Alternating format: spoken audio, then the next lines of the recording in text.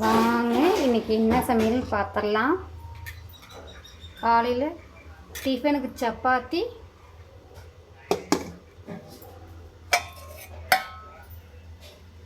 பட்டாணி குருமா,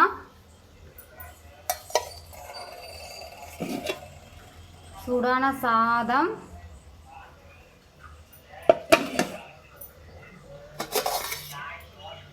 சொரக்காய் தட்டைப்பயிர் புளிக்குழம்பு.